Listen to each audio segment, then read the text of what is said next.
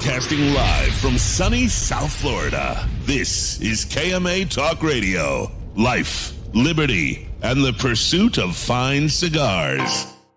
Your KMA crew, the Italian Scallion, Paul DeGracco, Alex Tavella, a.k.a. The Goat, and always telling it like it is, Honest Abe. I like to smoke them like the Winston Churchill, like John Kennedy, yeah.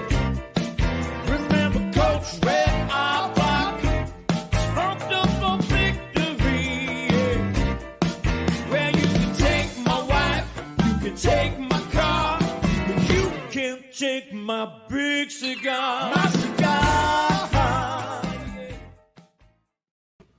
Good morning to all our loyal listeners, libertarians, and lovers of the leaf. Thank you for joining us once again on this fine Saturday morning for KMA episode number 419. And as always, I am joined with my trusty cohorts, the Italian Scallion himself, Paul DeGracco, and none other than the Southpaw from South Philly, also known as the GOAT, Alex Tavella.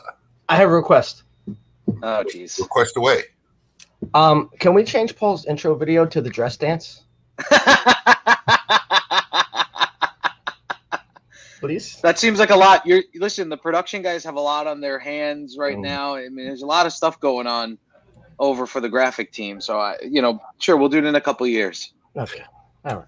It's out there. Speaking of the dress dance, I didn't get an updated outline, so I don't know when we're drawing for the lovely contest we ran last week, or if you've changed the as the record spins question that we talked about yesterday. So, we didn't do an updated outline. I thought we were gonna do it in the banter. Do the by we he means he. You didn't do it. I mean me.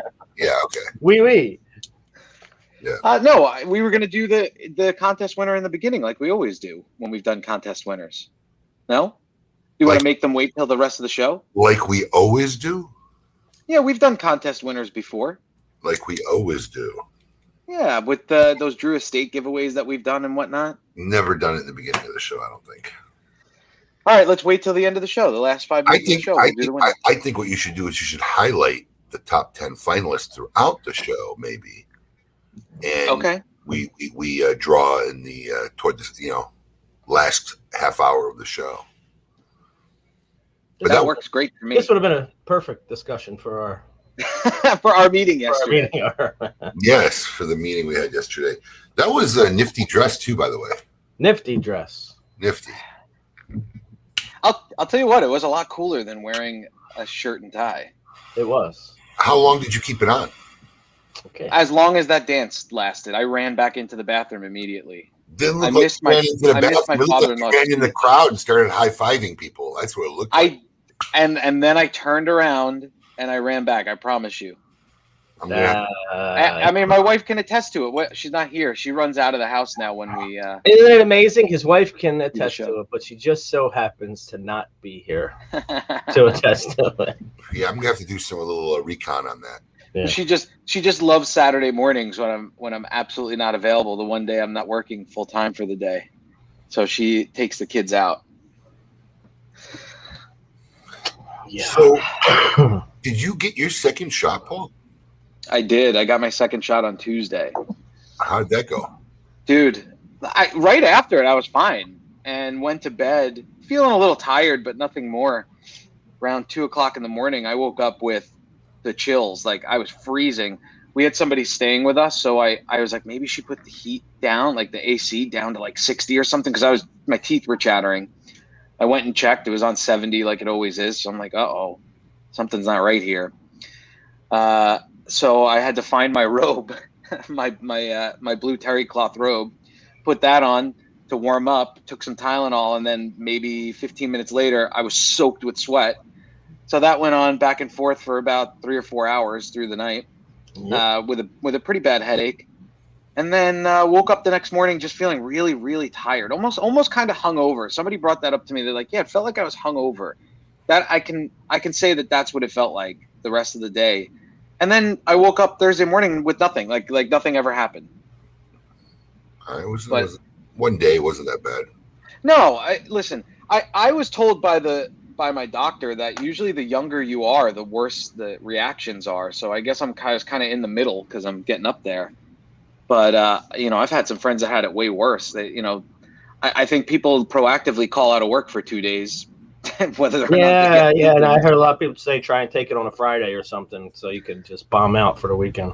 Yeah. Because I mean, but listen, I know people. My parents had 0 side effects. My mother didn't even really have a sore arm when she got it. So, my brother, same thing. He had nothing. He went out drinking that night, woke up feeling fine. So I guess it's like an individualized type of thing. But it was rough for me. Listen, my wife calls it the man flu, but it wasn't as bad as having the flu. Like I didn't feel, it was weird because I didn't feel like super sick. I was just literally freezing and then sweating and then freezing and then sweating. Maybe a little bit of a headache, like my sinuses were swollen a little bit, but not like I was deathly ill or anything like that. They're wondering whether you got the Pfizer or the Moderna. So I wanted that top shelf Pfizer, but here in Florida, it's kind of a crapshoot. You can request which one you want. Everyone I know that requested Pfizer got Pfizer. I ended up getting Moderna. So we'll see it on lawyer videos in 20 years. If you've taken the Moderna vaccine for COVID-19, you may be entitled to money. Pfizer right now is being tested by the Israelis because of cases of heart inflammation. Really? I mean, I would believe it. Nothing definitive yet, but they've had some cases of heart inflammation, and they're looking into it. Really? Then I got the top shelf one.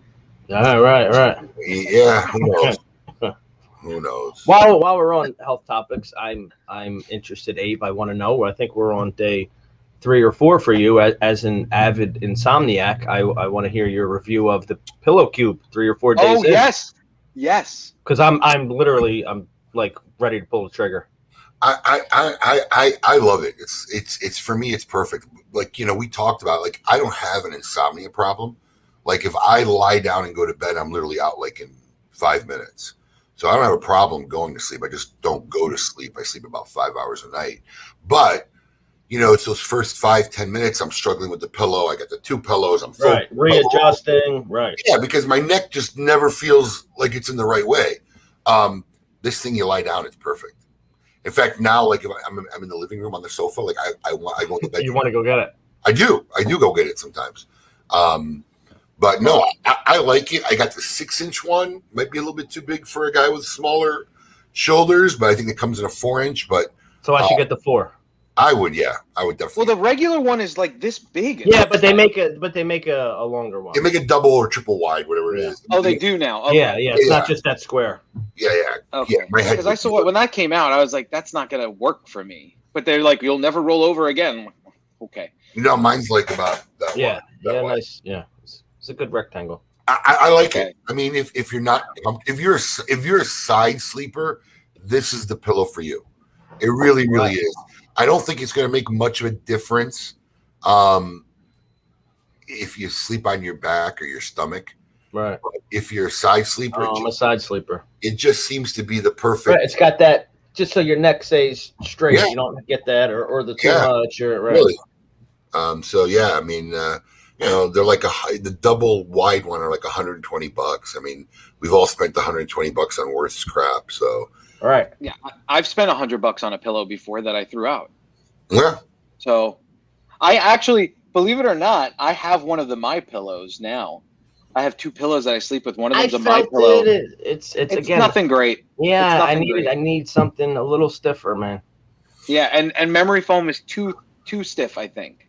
I've had that before too. Like when Sharper Image had those curvy memory foam ones. That's why I spent $80 or $100 on that. I had those too. Yeah.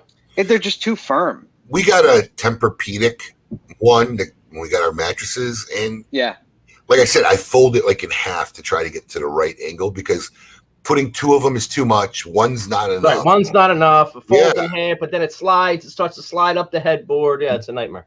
So yeah, I'm a big fan of the Pillow Cube. So really, okay. It's not soft. It's not like the softest, but it's just right. It's comfortable and your head sits right. So. I don't find myself in the middle of the night trying to readjust the pillow, waking up, messing around with it. It's I'm a fan.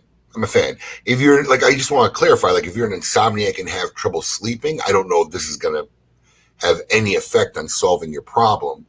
But, you know, if you're a side sleeper and you have a hard time getting comfortable, this is a winner. Well, that's half my problem is finding that spot and then just like not moving and staying in that spot because, you know, it's a 20-minute fight with the pillow. It took me forever to get it, man. They actually gave me like a 10. You forgot, you said. When I brought it in, you were like, oh, shit. Yeah, they gave me like, because like after a while, like a month, I was like, dude, where the hell is this pillow? And then they ended up emailing me like a 10 or 15% credit on it. They said there was a shortage on the foam or whatever. You know, it was funny. It was funny because clearly Abe has never bought a mattress in a box. So the box come in and he's like, how the fuck is that big pillow in here? There's no way. Yeah, it was like that thin. It was that thin, and it was only that wide. It was like a cube.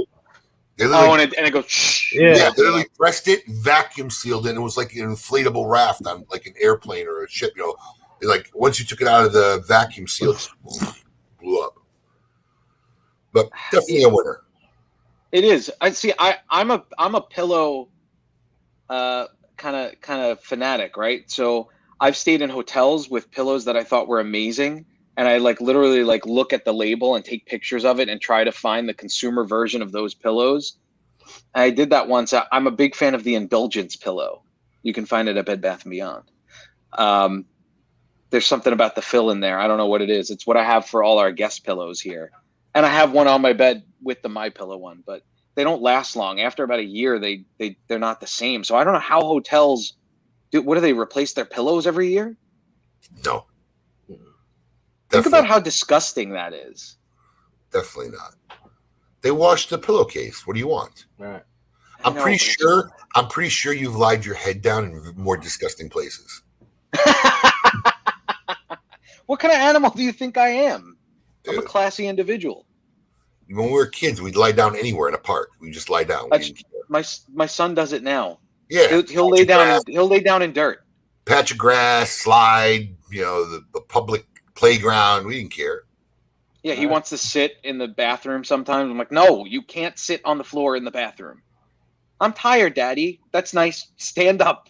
What are you doing on the floor in your bathroom that you're worried about him sitting on the floor of your bathroom? No, like if we go to a public restroom. Oh, yeah, no. I don't even like him touching the handles. Right. Never. He doesn't touch anything. I tell him everything is fire. Everything's hot. It's bad. It's dirty. Germs. My son goes, why do you always flush the toilet with your foot?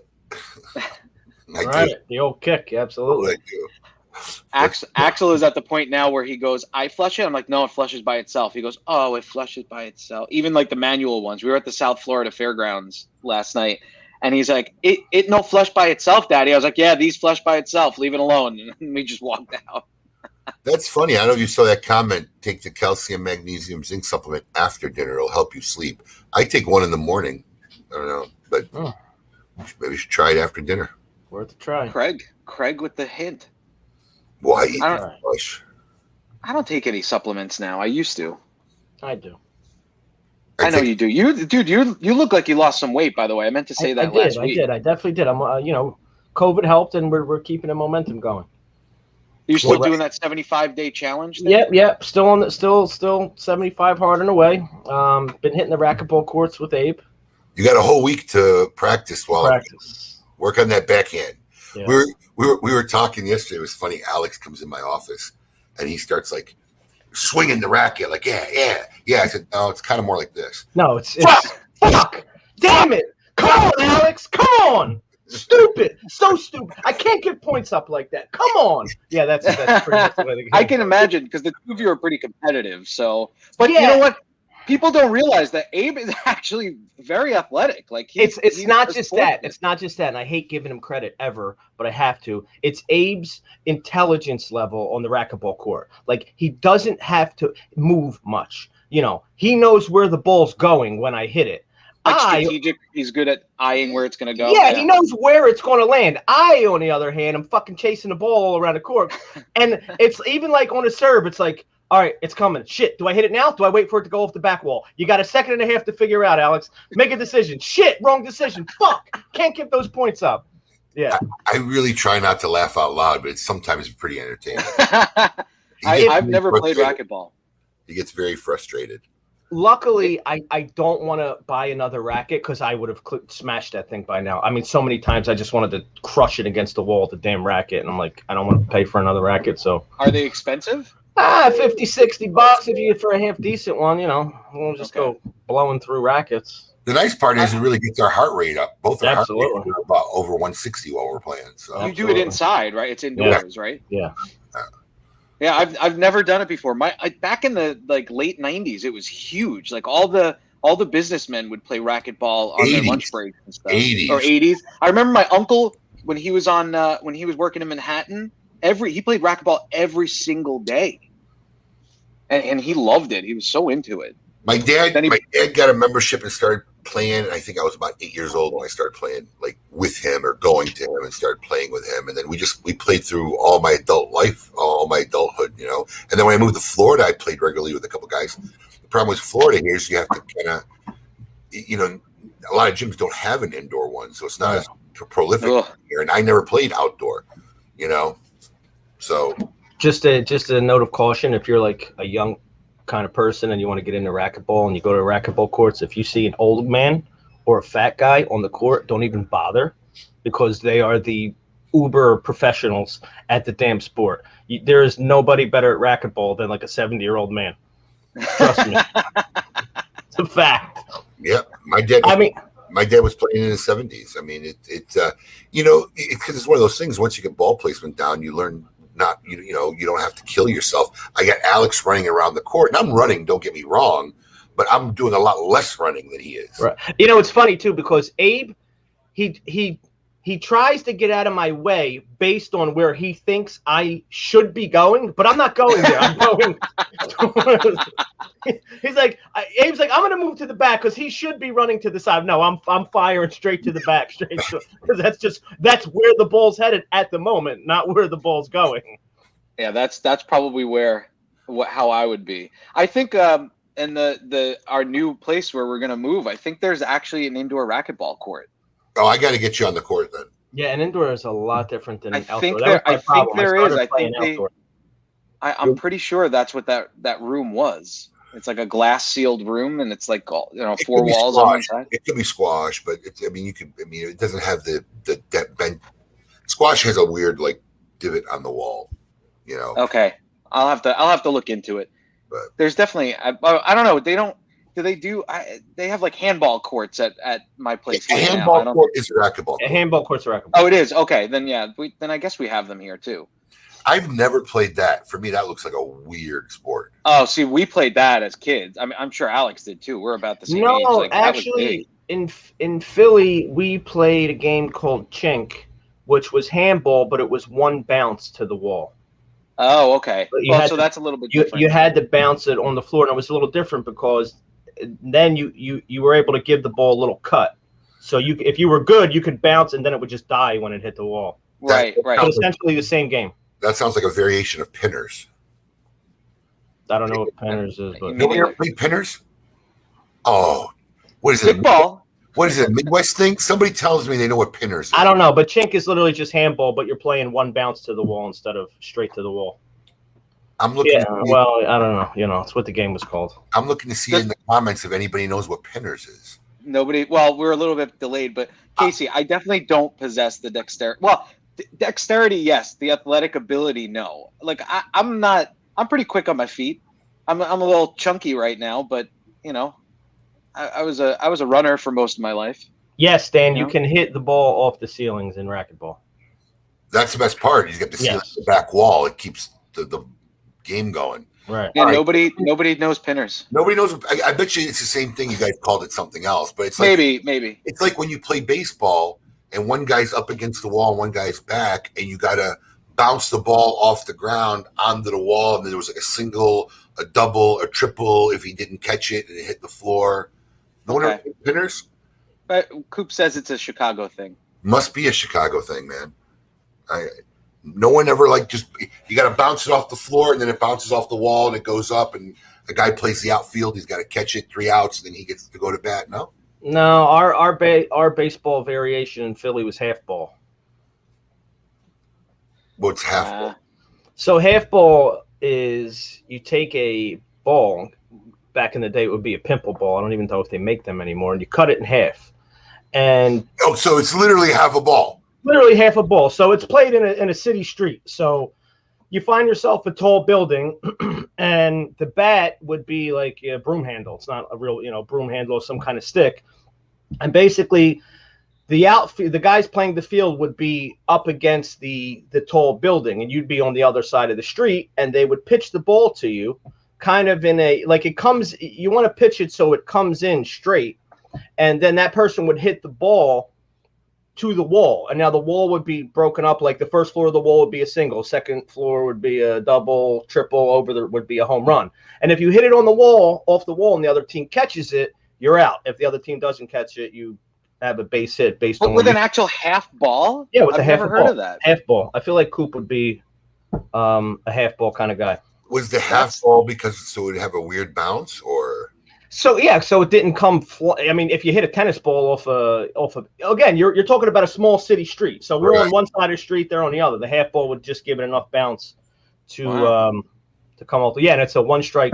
Oh, it's dangerous. Yeah, cars coming by, stop. I mean, you gotta pay attention. We always had baseball fields, so we just played baseball or wiffle ball or whatever. We did too, but you could play half ball with 4 guys, 6 guys. Whatever, Right. You have baseball. You need a whole. And I wasn't always I wasn't a big fan of baseball too, because I was left-handed, so I had to. There was no like, all right, leave your glove. But how many gloves we got? We got 6 gloves and 12 guys. All right, we just play. And, I was left-handed. I had to, when everybody else was right-handed, I had to get. Speaking of which, order the glove while I'm gone. Yes, I'll order the glove. I keep forgetting racquetball glove. I didn't know you needed gloves. See, now that's the thing. I got to buy a racket, gloves. Well, let's see if you play more than once, first of all. And same thing. Yeah, again, that's true. I can't just go to Dick's and buy a glove because they don't have any left-handed gloves. It's all right. Oh, really? No, 0. Well, become ambidextrous, man. Join the rest of the world. Yeah, well, that's what they used to do back in the day. My grandfather's a lefty, but they forced him to do everything right-handed. He can write right-handed. So was mine. Mine. Every time he used his left hand to write, the nuns would smack him. Absolutely. Really? Absolutely. Oh yeah. Especially in Italian culture, it was very like a In a Catholic school, left-handed people, it was considered like a sin to use your left hand. Right. Like the Italian word for left-handed or for left is sinistry, which kind of comes from. Yeah. No, Catholic. It's the devil working your left hand. Yeah, Catholic school. If you were left-handed, you were damn sure going to learn to write right-handed. Yeah. Interesting. So he grew up.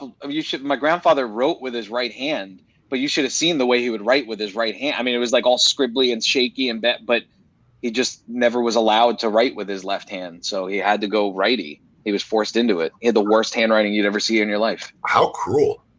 All right. Yeah, there's some Really? It's a right-handed world, man. That's pretty good. It's a right-handed world. It is. No, listen, it is. Nowadays, it's not so bad, but like, old school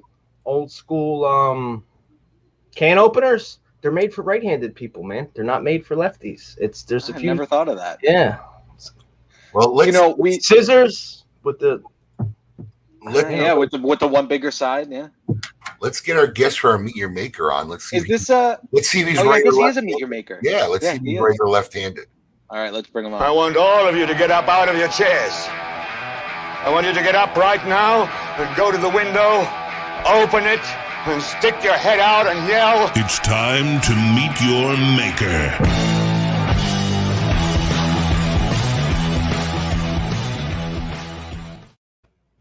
So you've seen this guy all over reality TV. Maybe more importantly, you saw him first on America's Got Talent with his nephew Sal, and now he comes to us live from from his home on Long Island. He has left the state of Florida. There he is, Big Time Tommie. Tommie, you there? What's up, guys? There he is. Good morning. Good morning. Good morning, sir. Tommie, before we get into it, because this is pertinent to you because you spend a lot of time down here in Delray, I got to respond to Matthew Tobacco because he wants me to talk about the dinner that we had with John Carney that night. I have a new favorite restaurant in Delray. It's like my number one restaurant. I don't know if you've been there, Tommie. You might have been. Actually, I think you do go there because Vinny stopped by. La Sorrel? La Sorrel, I love that place. It's my favorite restaurant in Delray Beach. Me too. It's because I'm taking the kids there this afternoon. We had such a good time, and not only is the food fantastic, but Marco and his wife, it was like dinner and a show. We had such a good time. It literally was. Unfortunately, in Delray Beach, everybody always knows the other restaurant that starts with a T. Yeah, because it's on the main avenue. Yeah. Right. Yes, and everybody talks about, oh, when you go to Delray, you got to go there. I'm like, no. There's a little hidden secret right around the corner, and it's called La Sorel. 3 sisters, and one or two of them are there at the time. The other one's over in Boca Raton, the other La Sorel. And when I tell you, it's the food is absolutely delicious. Absolutely delicious, and we fell in love with Marco and his wife. I mean, he was just from the moment we walked in till we left. This guy was nonstop amazing, and they were having stories, everything, and the stories, and the jokes, and the talking, and the pranks. I mean, it was a great time. And we're going limoncello that they keep on pouring. The best limoncello I ever had. The best limoncello I ever had, and he was. Did they make it there? He was pouring it like Prohibition just broke. I love it. Like nonstop. One more. Okay, I got to do one more too. He just kept pouring it, and it was delicious. Oh, this sounds like my kind of place. I can't believe you haven't told me about it. I'm hearing very bad static right now, guys. Tommy, if you log out and log back in, I think that'll help. That's going to be your end, yeah. Log out and log back in. Yeah, just close the browser and bring it back in. We'll come back to you. But now I can hear you perfect. What happened? All right, then leave it alone. Don't touch anything. Don't touch a thing. This just is leave it alone. A trick to get me off the air. Well, can you give him a little volume on your end? I cannot. Okay. Let me see if I give me. No. Right. I'm all the way up. You're good. You're good. You're good. We can hear you. So, as long as you can hear us. Absolutely. Now you were just down here in Delray, and you just drove all the way back home. I just got home the day before yesterday. Driving by yourself from Florida to New York is just, I'll never do it again. I need somebody. It's torture. It's so boring. It never ends. Yeah, I've done that drive. It tough. Took me 3 days. 3 days. I left on Monday and got home late Wednesday night. Did you leave Monday night or Monday during the day? Monday during the day. I tried to make it at Monday at like 12 o'clock, but it ended up to be by the time I got to say goodbye to this one and that one and packing my van and going to see Vince at Smoke Inn that never showed up so I could say goodbye to him because he had stuff to do. And then I ended up staying there and smoking a cigar with the guys. And I ended up getting on the road at 4:30 in the afternoon. And I didn't even make it out of Florida before I had to pull over and my eyes were just going nuts. It takes forever just to get 8 hours. Yeah, Florida. It's 6.5, 7 hours to get out of Florida. But again, I'll always say it. 5 miles an hour. That drive is totally dependent upon what DC traffic you hit. You can tack another 4 hours onto that drive, depending on what you hit in DC. 1,000%. We leave in Washington. Yes, always. Yeah, we leave based on when we're going to hit DC and when we're going to hit the city. Do you know that New York? Yes, this time it made me do a right, go through a neighborhood and back of a store, back on the highway, and then 26 miles in the opposite direction. And I was like, hold it. I pulled over on the side of the road and reprogrammed, thinking that I pushed a button and they were sending me to somewhere else. But no. And I went through a tunnel for the first time going home this time. I've never gone through a tunnel. So, in Maryland? The Maryland got to be. Chesapeake Tunnel or Chesapeake Bay? Yeah. I've done this trip about 8 times, and I've never gone through a tunnel before. That's what Waze will do for you. No, that's been there a long time. Now, were you down in the tunnel before? Were you down here in South Florida just visiting or doing cigar work or? Well, I was down for 9 weeks. I originally came down because we had the cigar release for, are we talking about that yet? Can I talk about that? Anything you want to talk about? There we go. The Big Time Tommie cigar got released on March 19th at Smoke Inn for the first time anywhere, over at Vince's Smoke Inn over in Delray Beach. And wow, we had 230 people that packed that place. It was insane. And he gave me a little bit of pressure because he ordered 42 boxes. And I said, Vince, I don't want to let you down. I said, 42 boxes is a lot of money and a lot of boxes. Oh my God, what if, and he says, you'll do good. You'll do fine. I talked to people over at the beach. I talked to people at the pizzerias. I talked to people all over the place. And I was inviting them. All of those people, those nice people that were not only visiting, but that lived in Del Rey, all showed up. And they made it their point to walk up to me and say, remember, I met you in front of Sazio Express. Remember, I met you over on Del Rey Beach in front of the gazebo. I came. I bought a box. I ended up selling 27 boxes that night, guys. Wow. That's such a Vinny move, though. 42 boxes. What's with the two? The two, Well, right? Right? I mean, I ordered 40, I ordered 50, I ordered 60. Right. We ordered 42. According to what he told me, he ordered 40, and they said if he ordered 2 more boxes, he'd have free delivery. That's how he ended up with 42. I love it. But I'll tell you, listen, I stopped by that night, and it was, man, the place was packed to the gills. Thank you people for really coming. came out Great. and supported. Yeah. Front parking lot, side parking lot, inside the place, back patio, cars lined up all the way. I was like, Yeah. and at the three quarters through the night, Vince walks over to me. Vinny walks up to me and goes, I'm mad at you. And I said, why? He goes, out of all the 9 years I've had this place, I've never had to bust a table myself. This is the first night I'm actually working. That's the truest statement Vinny ever said. He said, I would believe that he had said that. He said, I've never seen it this crowded in my life. He goes, the most we've ever had here during like when there was a band or whatever was like 80 people. He That's said, this great. is just insane. So thank you to everybody that showed up. And just to put it in perspective, Del Rey's one of the smaller smoking locations. So when you say there's 230 plus people there, man, that's like really like a lot of sardines in a can. Yeah, I mean, even Vinny's parking lot could fit about 8 cars, I think, tops. So I mean, it was, that Double place was parking, packed. triple parking. It was insane. A lot of foot traffic. So Tommy, a cigar has literally now become like a prop for you. I mean, I don't think I've ever seen you lit or not lit without a cigar in your hand.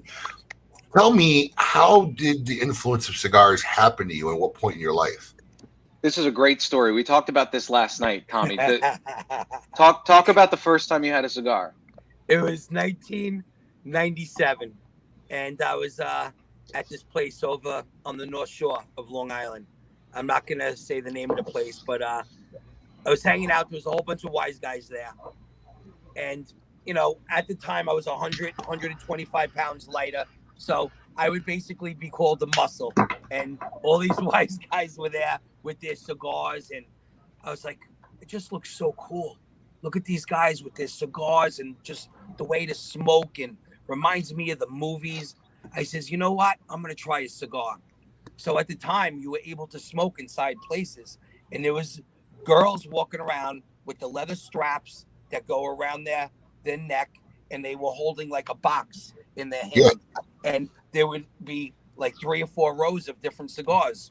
So I got up, and I was like, hey, give me your best cigar. Not knowing anything about light cigars, dark cigars, medium cigars. And she hands me this. It looked like a Tootsie Roll. It was so dark. And all of a sudden she goes, let me cut it for you. Want me to light it? I'm like, no, I'm good.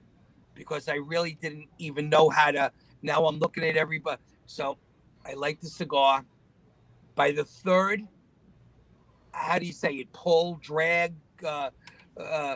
inhale. All of a sudden, my head started doing this. My lips started feeling like tingling. I said, oh my God, I think I'm going to freaking throw up. And here's Big Tough Tommy runs to the bathroom. Wow. Yeah. And I was like, wow, it's not as glamorous as it really looks. I really throw up. And then I got explained to by somebody that you probably smoked a Maduro. Which one did you smoke? And I showed them. They're like, Oh wow, yeah, that's the strongest cigar there. That even knocks out the people that really smoke. So after that, it kind of turned my, I really didn't want to smoke after that anymore. So I just always had a cigar in my hand, So by the time I moved down to Florida, there was a little mom and pop shop over on Sample Road. The guy's name was Manny. Really, really sweet guy. His wife used to cook on Sundays. And it was a little neighborhood place right on Sample Road in Coral Springs. And me and my friends used to go there.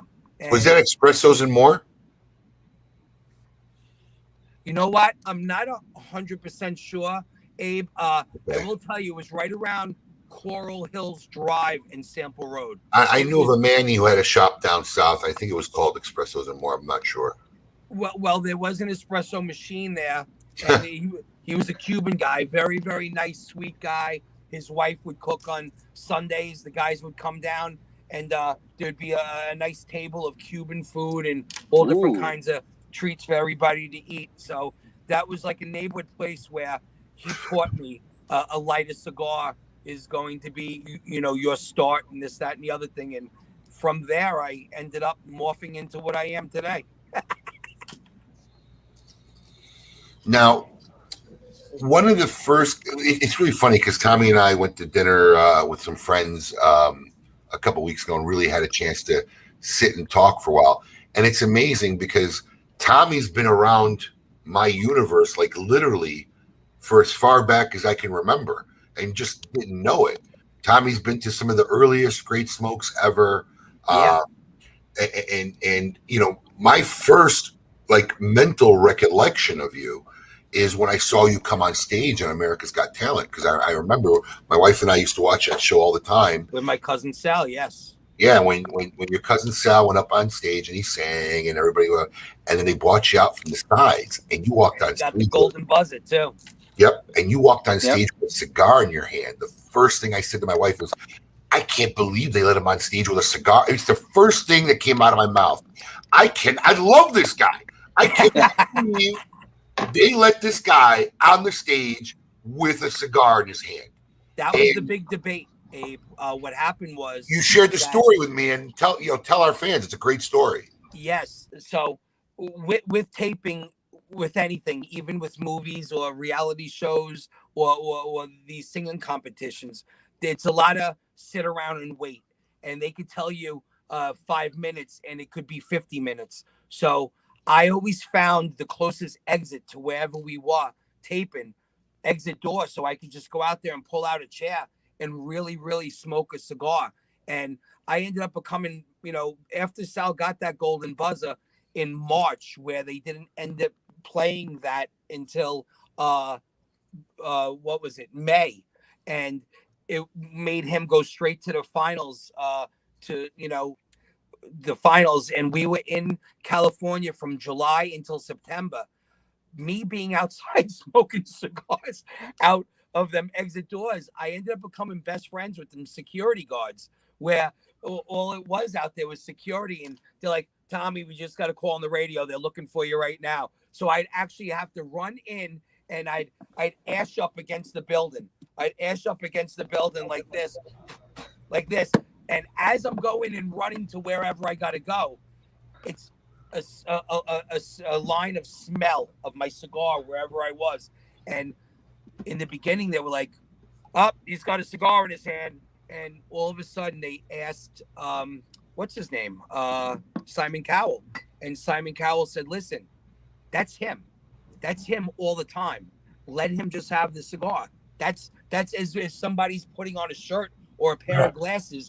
That's with him. Let it go with him. And they allowed me to have that cigar. And I heard that it was the first time on primetime TV in about 15 years or so that they let anybody have a smoking anything in their hand. And I was the one to do it. Especially in something that wasn't scripted or, pre-filmed. I mean, this is a live show, A live show. And I wasn't even one of the contestants on stage. It was my cousin Sal singing his heart out to America. And it was me with the cigar on the side of the stage, which it ended up, and it's very funny because I used to bring an extra cigar every day whether we were taping or not, or Sal was just doing, rehearsals and stuff, I would always bring a cigar for Nick Cannon. And at the time, I was smoking the 7x70 Asylums with the black label around it. And not that I forgot, I didn't know any better, but I left the label on the cigars. So when you had the cigar in your hand, anybody that knew cigars or anybody that knew the Asylum brand knew that I was holding an Asylum 13. And when I ran out of the 7x70s, I had the 6x80s in my hand. And those things were even more huge. So Nick Cannon, the very first show that Sal was on, Nick Cannon had a cigar in his hand. And when that golden buzzer got hit and I ran onto the stage, I had my cigar securely in hand. Even when I threw my arms around Sal, all you saw was us going in a circle and the cigar going in a 360 on stage. And they allowed it. Tommie's like a Kevin Bacon, right? Because everybody has 6 degrees of separation, especially if you're in South Florida or New York. I must have met Tommie in the past because I dated Sal's other cousin, Stephanie, for years, and we had Sal come to the Long Island Ducks. He sent me a tape way before AGT to come and sing the national anthem. And he was so good, we had him sing "God Bless America" as well in the 7th inning. So I'm assuming you must have been there because they had a ton of family there when he came and sang at the Long Island Ducks. I actually wasn't at the Ducks game that day. I would have remembered that because, believe it or not, and I feel bad as a Long Islander because I am so New York, I am so Long Island. I have never been to Duck Stadium. Oh, you gotta get over there, man. It's close to you. I've never actually been at Duck Stadium. Yeah, it's pretty close, but it's just so funny. Like a lot of people are like that. Yeah, I know Tommie. I know people that I know. I'm like, wait, how do you know Tommie? I don't understand. And you see him everywhere. Yeah, I see him, I get around. Yeah, you see him at every Italian festival I go to. Tommie's sitting in a chair in somebody's booth. I'm like, what's going on here? What are you doing here? It's like, oh, these are my buddies. Well, here's a good thing about the Italian feast. Jerry Soma, which Abe, you know very well. Yep. I've been with Jerry now for the last 5 years at his feast with my own actual booth with merchandise of mine. And being that I'm a big cigar smoker, he would have couches brought there for me. And it would be like my own little smoke lounge where people would come and just sit down and smoke cigars with me while I was selling merchandise and taking pictures and signing autographs and stuff like that. But for this year, well, all the feasts were canceled for last year for the pandemic. The beginning of this year, he wasn't able to get permits due to the occupancy of how many people would be, but they approved him for November. In Abacoa, in Jupiter, there's going to be the Feast of Little Italy. This is going to be the first year that he's doing free admission into the actual show to give back to all the people that have missed for the last 2 years. So it's usually $8. So it's free admission to all. He usually brings in about 12,000 people from the Friday to that Sunday close. And this year, I'm getting a 15 by 20 double tent cigar lounge, Big Time Tommie's Smoke Inn Cigar Lounge. And Vince is coming there from Smoke Inn, and they're literally couches, TV. It's going to be just really, really cool. Obviously, I want you guys to come. Abe, please come smoke cigars with us, hang out, and just have a good time eating good Italian food and hanging out with friends.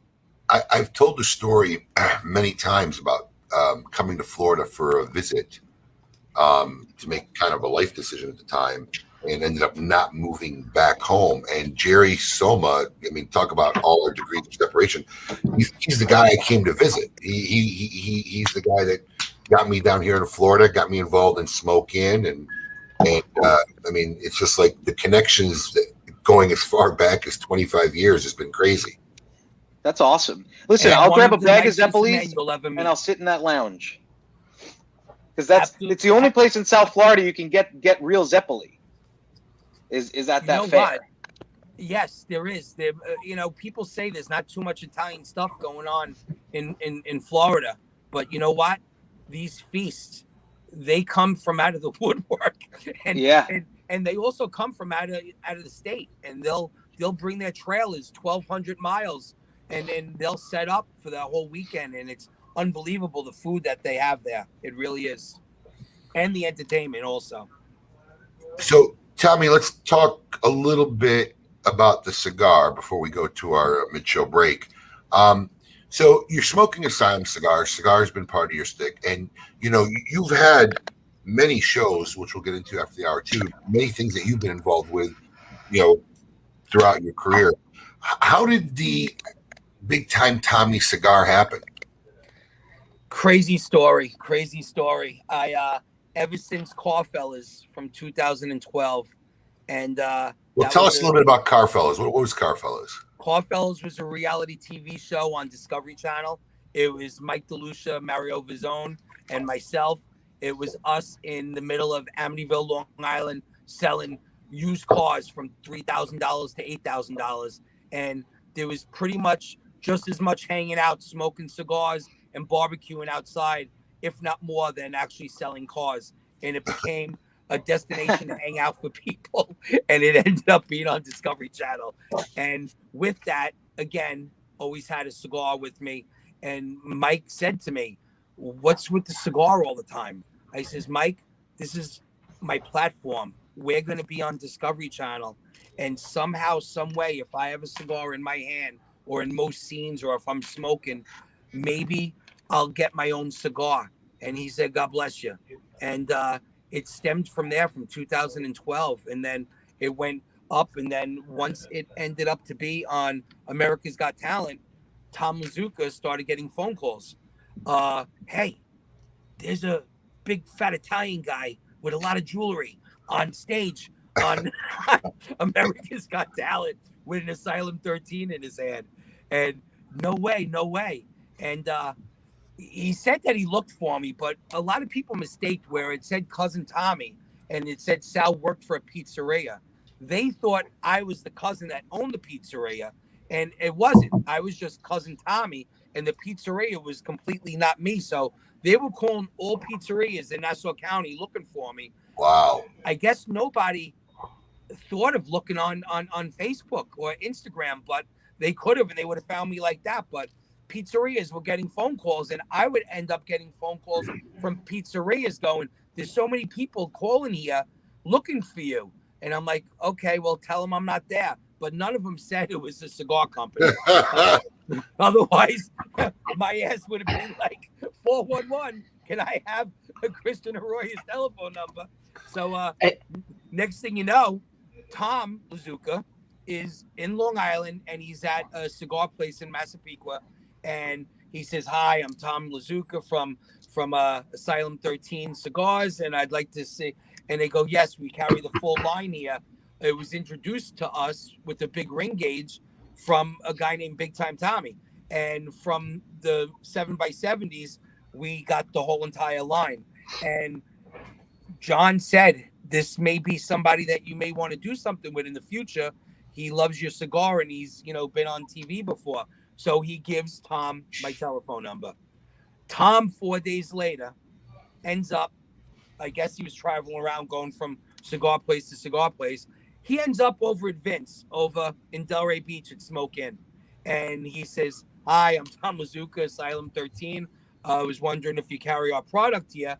And Vince goes, "Normally we don't, but we do order 2 boxes over the winter, spring break, because there's a guy that comes down from Long Island."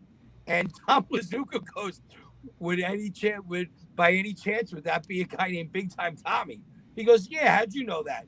He goes, "I have his telephone number in my pocket from 4 days ago." So he heard my name twice within 1,300 miles of each other, 2 different stores. And Vince goes, "He's one of my dearest friends. He's like a brother to me. I'll call him right now." So Vince calls me up, and he's like, "Hey, I got somebody that wants to talk to you." And I'm like, no, who it? Because I don't know who he's putting me on the phone with. And all of a sudden I hear, "Hey, Tommy, how are you? It's Tom Lazuka from Asylum 13. And my eyes just opened up, and I says, "Hey, how you doing?" And he says, "Can I ask you a question?" And I said, "Sure." He goes, "I see that on TV, and in all your, not TV. I see that in all your videos and TV as of late, that you take the label off the cigars. Can I ask you why? I said, because I've been waiting for this phone call that I got right now. He laughed hysterical. He said, great answer. What do you want to do? I said, I want my own cigar. He says, I think we could do that. He says, here's my telephone number. Give me your information. I'll call you on Tuesday with a conference call with Christian. And that was a little bit over a year ago. And this has been a year in the making. And thank you to Asylum 13. Thank you to Vince. Thank you to John. Thank you to Christian. My dream came true. I have my own cigar out there. Awesome. Now, Tom, go ahead, Alex. just even before the Big Time Tommie, everybody, and like you said, Asylum was pretty much your cigar. What made you land on that? Is it that 7x70 size? I mean, it seems like obviously it fits you. I don't take you for much of a Lancero guy. I got to tell you, there are other big ring gauge cigars out there. And again, I'm not one of those guys that give names because I don't want to bad name somebody, but I have tasted other 60s and 70s and 80s and did not like any of them. And I was over at shout out going over to Tobacco Superstore, which is the old Mom's out in Valley Stream. I happened to go there one day and they had a big ring gauge cigar event that day. And when I looked down at the table, I was like, wow, look at all these gigantic cigars. There was cigars called Jawbreaker, Garzilla, and I was like, I couldn't even imagine putting something like I felt like when people were telling me in the early 2000s, when I was having a 60 ring gauge, I can't believe the size of that thing in your mouth. And I'd be like, are you kidding me? And then all of a sudden I looked down at that table, that jump went from 60 to 70. And I really saw the difference. And then there were 80s on the table. I was like, look at the size of that. But being at that store, I was there. The event was there. I wanted to, pay homage to the store. I was like, all right, well, what are the deals here? This, that, or the other. But we have a sample of all of them. I got a nice 10-pack that day with a bunch of different 6x60s, and all of a sudden I smoked the cigars, and my favorite cigar was that Asylum 13. And I ended up, because nobody else at that time had Asylum 13, I drove from Bayshore, which is almost an hour drive to Valley Stream, to buy those Asylum 13s until something opened up closer to me, which was the Massapequa store where I was. And they ended up getting the Asylum 13s for me over there. And then I just knew that I, wanted my own cigar. And it was very cool what they did as far as when I picked the blend, because with everything that was going on with the pandemic in Nicaragua and them having to close down the factory 2 different times at 20 days a shot. And then they had a couple of big hurricanes over there that also cut down production. They couldn't get me over there. So I said, so what do we do? And they says, well, we're going to have 5 different cigars, 5 different blends made. And then we're going to have them shipped to you. And you're going to pick from the 5 that we sent you. So I was like, wow, this is cool. It's like a taste testing for the best cannoli cream. So I was into it. So I made sure that I did not smoke 2 to 3 days before I started this little venture. I had my clipboard. I had my pen. I had my phone ready to document everything. And I made sure that even that morning with the toothpaste and the mouthwash, that it was many hours after that I didn't have anything to fuck up my taste. Am I allowed to say? No, you're good. You're good. Yeah, you're good. Okay. You're good. Thanks. Yeah, you're fine. We're not in the studio anymore. I didn't want anything to fuck up my taste buds. So I made sure that I had no taste in my mouth whatsoever. I had some water with me, and I started. And I started from how it lit. I started from the burn, the ash, the taste from the very first inch. And I documented it all the way down to the bottom of the label. And that was A. And because they labeled them package Sure. of 5A, package of 5B, C, D, up to E. Those were my 5 different picks and 5 of each. And I literally started seeing a difference. I didn't think that I was able to really see a difference, but I did see a difference. And then I did process of elimination because I left 5 of each one towards the very end. And then I knew which ones I had little asterisks next to that I was leaning towards. I did a process of elimination. And then I ended up with what I picked for my first. And I says, you know what? I'm going to have my second choice there too. So when it was time for me to talk to Tom and I told him what I picked, he was very, very happy with my pick because that was exactly their pick also. And it made them happy knowing that I wasn't just some random guy that has the cigar with them and know nothing about it. And I literally picked what they picked. And then I says, guys, can I actually ask you, did you have a backup to that? And they said, yeah. And I says, well, my backup was D. They said that was second also. So it ended up to be that, and A, believe it or not, was the first one. So it was A and then D. And that's what I picked. So I was just, they were so happy because they said that there's so many figures that have had their own, the ambassador of their cigar that really weren't cigar smokers, that were just the face of, whether it be a movie, a series, or a sports person, and it really didn't go well, or they didn't have longevity. And they says, we're really looking forward to this because we know that knowing your knowledge of and the love of cigars and, you picking exactly what we picked, it was very cool to hear that. And it gave me a little bit of, hope that, wow, this is really going to be. And then they hooked me up with Raul, which is their graphic designer. And between me and Raul, I wanted to completely change the black label to the white label because of the fact that I wanted people to not make a mistake. And I love gold, so I've got gold through it. I've got the pinstripes, obviously, for the Yankees because I'm a big Yankee fan. But I'm also a big New York fan, so the Mets have pinstripes also. And I was able to have my name put on it with the crown. The crown stands for I'm the king of old school. I've got my catchphrases on there. I've got the Italian and American flag both on there, and I picked out the fonts and everything. And Raul was so easy to work with. Thank you to Raul. And with Asylum 13, we did that. And after that, he sent me the labels in a matte finish and a gloss finish. And what I did was I threw it around a regular Asylum 13 just to see what it looked like. I showed it under the light. Then I actually brought it to a cigar shop and I laid it in there just to see how the lights of there. And I ended up picking the gloss over the flat matte because the gloss jumped. And then me and Raul designed the box. My signature. You probably spent more time working on the design and the band and the art than the cigar lasted in the market. Yes, and then which is pretty wild because that Thursday was the release to just Delray Beach and Vince. That next Friday was the release to the nation, country, and I end up finding out that I sold out within 6 days. Yep.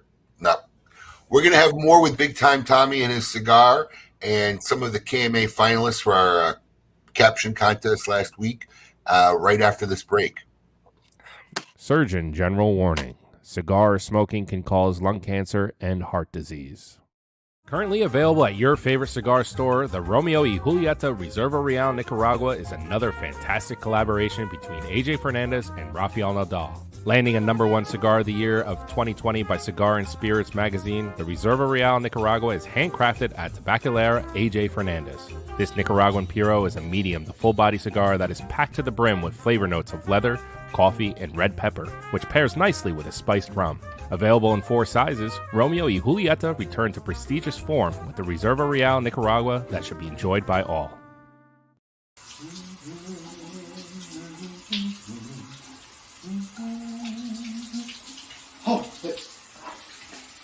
It's just you.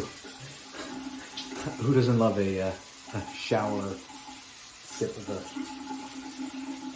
good glass of wine?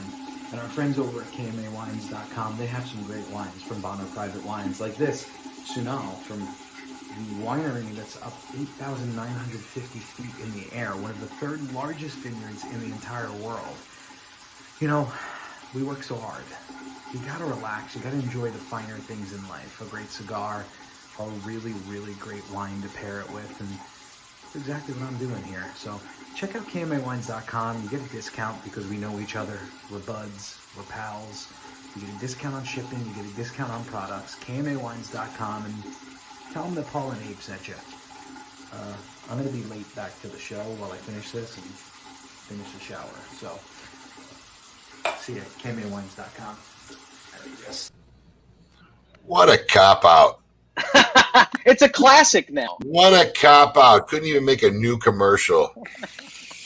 I was very ill this week. Yeah. So, Tommy, did we lose Tommy? No, he's there. I just took him off the screen because he was adjusting. He's there. I got to ask KMA a question. He can't hear us. Hold on 1 second, Tommy. I'm going to remove him and add him again. Is that any better, Tommy? Now it's all choppy. Is my voice coming up choppy on your end? No. Not at all. Perfect. No, you sound perfect. Now we're good. Okay. So before I forget, I wanted to get this in the first segment. One of our avid KMA fans and huge Smoke Inn supporter who's listening in actually right now in quarantine in Taiwan, Tim Chi. Tim has an Ask KMA. He says, Tommy, what are your favorite smaller cigars? Do you smoke any cigars less than a 60 ring gauge or no? I do have other cigars that if there was no such thing as a 7x70 for me, I like the San Cristobal Revelation. I like the New York edition, Monte Cristo. Of course you do. And I love the 10th anniversary champagne by Perdomo. That's a great cigar. Very popular would be the cigars if there was no such thing as this cigar or the one previous to this that I smoked. Those would be the three cigars. Hey, I've gone to stores that didn't carry Asylum, and I was forced to have to buy something else. Those would be my go-to cigars. Awesome. So, and I do like the Hoyo de Monterrey Excalibur also. Classic. Those are that's old school cigars right there. That's an old school cigar. Old school for life. That's an old school. So, what's the future for the Big Time Tommie cigar? Is there another run? Will this be a regular production item? Do you know of any plans you could share with our fans on what they can expect? Yes. One thing that I'd like to clarify, a lot of people thought that this was only going to be once and out. There's a difference between the terminologies of limited edition and special edition. Limited means limited run, small run, a certain amount, and in and out. This is a special edition, which it means that I'm just special. So with selling out of the first time, the first run, they reordered. And I don't know, Abe, if you heard, but we sold out again. Wow. 2 times now. So one thing that I did talk to Tom about the other day was, Tom, I'm getting pictures from people on my DMs on Instagram and on Facebook that they're smoking these cigars in Indiana. They're smoking these cigars in Arizona. He says, oh, yes. He says these things are literally like wildfire. They are spreading out all over nationwide. And I'm like, wow, that is so amazing. And something that I asked Tom Lazuka the night of the actual event over at Vince's place, I said, hey, do you think that if we do good, that maybe by fall, I could have a smaller ring gauge to accommodate people that may not want a 70 in their mouth? And he actually didn't even hesitate. And he said, absolutely. So because of what's happened in the last oh my God, month and a half, selling out twice. He doubled the order now, and I guess you're the first person to hear this, and so are all of our listeners, that literally by June there's going to be 6x60. Wow. Yes. There you have it. Yes, and that 6x60 for the very first time will be in New Hampshire at this cigar dinner that I'm hosting over Two Guys over in New Hampshire. And that cigar, they're going to be with, the dinner package that they have. You'll be getting one 7x70 and you'll be getting one 6x60. And that will be the very first time that anybody will have a 6x60 in their hand, is going to be that day. And oh my God, when is that? That's June. That's I'm making the video today, so you guys will see the date and everything. But it's in New Hampshire, and I believe it's the 4th and the 5th. Don't quote me, but I think it's the 4th and the 5th, the Thursday and the Friday. And it's in New Hampshire at Two Guys. So it's going to be an old school sit-down dinner, and it's going to be cigars, and it's going to be lots of fun. And it's going to be my very first dinner that I'm doing with Asylum 13 and with the Big Time Tommie Edition cigar. Too bad you couldn't get Steve to cater that dinner. Oh my God, Steve Moderano's food. Mwah. Literally, my mouth waters when I look at the videos and the pictures on Instagram. And I've eaten there once and twice a week for the 9 weeks that I was in Florida. It's literally the best time. I had a hard time driving home that night. He just kept sending plates to the table. Listen, kept coming to the table. Just kept coming to the table. People ask me, man, Philly guy, oh, what's the best cheesesteak in South Florida? I tell them Moderano's. The best. No question. Yes. Let me tell you something. I was the only guy that ordered it. I had him cut it up in 4 pieces. I'm like, did anybody want? Dude, I think me and one other guy ate the whole thing.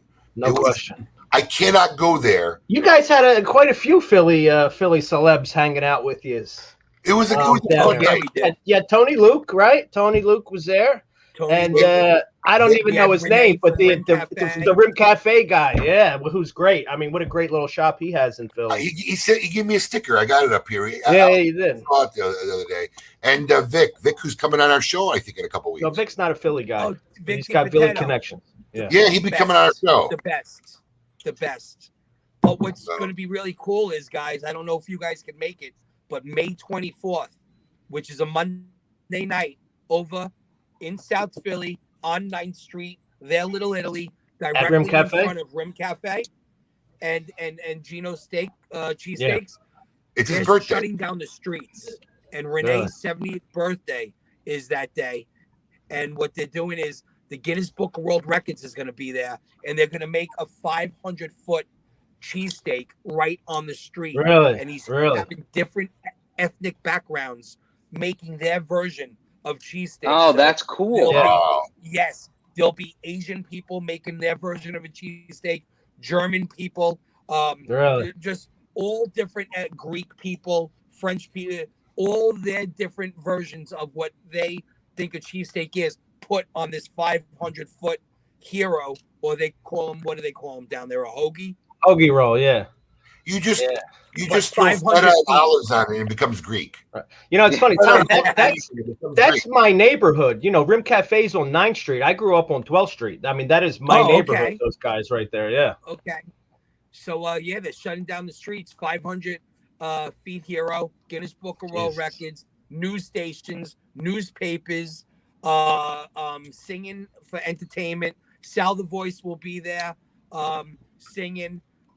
We have Willie DeMeo with a lot of the cast members from Gravesend, which we were just down in Florida also shooting a couple of episodes for season 2 of Gravesend. So Willie DeMeo, his son Christian DeMeo, and a lot of the cast members of Gravesend will be down there, plus a lot of other celebrities. No, it's going to be a good time. He was telling me about it that night, invited us up. It sounds like it's going to be an amazing event. Make sure you go visit our boys at Twin Shop. A lot of coverage, a lot of news coverage there. Awesome. So, guys. Very cool. Do you guys know about good fucking wine? I love that. Tell This us. is Tommie's wine. Now that's your wine, right? It's I'm the ambassador of good fucking wine, and it really says this on the label. And oh wow, Ma, where's the other bottle of good fucking rosé?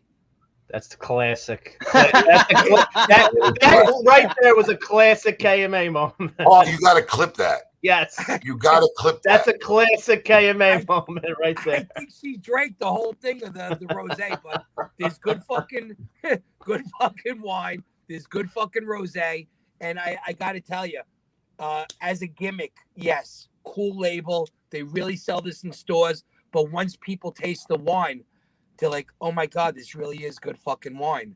So I signed on with them last May, and we've been kicking ass ever since. I mean, it's starting to get into liquor stores everywhere. You could order it on Good Fucking Wines with an S, goodfuckingwines.com.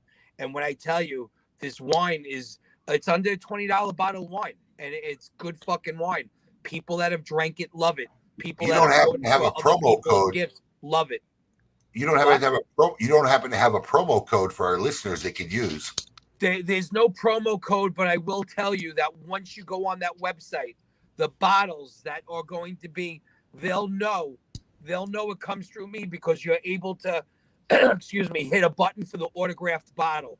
So there's going to be regular bottles like you see here, and then there's going to be bottles where my signature, it'll say Big Time Tommie 2021, and it'll say either hashtag GFW or OS for life, which is my old school for life hashtag. But you'll be able to order that right on Good Fucking Wine with an S.com. Nice. And there you have it from Big Time Tommie. And if that wasn't enough, I got my own tequila too. Oh, by the way, I'm going to tell you something. I tried that tequila because you gave me a bottle. Yes, I did. Let me hear. Very smooth. I really, really liked it. And I'm a tequila. I've always been, kind of like tequila has been my straight drink of choice since my 20s. That was really, really good tequila. Did you chill it or did you drink it just out of the bottle? No, I drink mine chilled. Okay. I drank it chilled and I drank it straight. And it was very smooth. A lot of people don't know that, and I learned this from when I sat down with these guys. Tequila is a sipping liqueur, which when you go to bars in spring break, everybody's doing shots of tequila. Right. But this is really a sipping liqueur. And this is actually the very first 90 proof tequila on the market. And they gave me a whole education on the agave plant, on how where in Mexico, in Tequila, Mexico, where these big fruits are underground, that they're supposed to full fruitation to stay is 7 years. And a lot of other tequila companies are actually, so they can mass produce their tequila, are picking the fruit where they don't get the full growth and the full nutrients and flavor. They're picking them within 2 and 3 years. This is actually really picked every 7 years to get the full gestation out of the agave fruit. And it's unbelievable what they've done with this, the first 90 proof. I don't know how you make tequila kosher, but this is it's kosher free and gluten free. No, that ain't kosher, Abe. That one ain't kosher. It gets blessed. It gets blessed by a rabbi. Blessed. But it's kosher free, gluten free, and 90 proof. And it's just some great tasting tequila. Now, Abe, one thing that I know that I told you this, but you probably forgot. A lot of tequilas people are drinking with a lemon wedge with a little bit of salt. Their thing with this is orange. I don't forget. Wedge I don't forget orange. That's the way I did it. I don't forget. How was it when you did it that way? I'm telling you, I was surprised. It was refreshing and it was good. Cool. I was impressed. I was really impressed. Otherwise, I would just say thank you for the tequila. But no, I was actually impressed. It was really, really good. Very cool. Very My cool. wife and I sipped a couple snifters of it literally the next night. Very good. I'm glad you enjoyed it. Very, very, very, very much so. I'll have more for you guys when I see you guys in November over in Jupiter and Abacoa during the Italian feast. You're not coming back till November? I won't see you guys until November. I will be this June. I'll be shooting my scenes for Gravesend because I was introduced in the very first season, and they were shooting down for the full month of April in Florida, but I wasn't part of the Philly crew. I wasn't part of the Florida crew, and I wasn't in part of the Brooklyn crew. I'm the Bronx crew. So my next scene actually is with Willie over at L&B Spumoni Gardens in Brooklyn. So I'm looking forward to starting to shoot season 2 for that. And I'll be traveling around with the cigar. And I'm also the president of the Italian American Cadillac Club. So I've got a full schedule for this summer and spring, summer, and fall. And then I'll be there in November. And I'll be back to you guys next February. You guys have me February, March, and April of next year. Good. So you'll be at the Great Smoke, hopefully, next year with your asylum cigars. That would be insane. What month do you have that? Every February. It's actually February great. 26th. Yeah, February 26th. Jot it down somewhere. It's tattooed in my head now. So you were down here. Tell us about Gravesend, because I reached out to William actually because I want to get him on and maybe some of the guys to talk about the show. You guys are doing the second season now of the show. This is the second season. What happened was that William, Willie, I call him Willie, but he goes by William DeMeo on social media. Willie funded the very first season of Gravesend with him and very minimal investors, and you got an incredible first season. Now that it trended on Amazon Prime, the money for the second season was more so where there are scenes and background and traveling for destination that we didn't have in season 1. And wow, you guys are going to be blown away. Season 1, it was only 4 episodes. It was short. It was a little short 4 series, mini series, but it ended up to, I don't want to say thank God for the pandemic, because not thank God for the pandemic, but thank God people were watching TV more to go around the channels and to see what was on. And, Uh-oh. Oh, we may have lost Tommy briefly. We lost you for a second, Tommy. Yeah, because a phone call came in. There you go. So, don't they know you're on the air? They should know I'm on the air.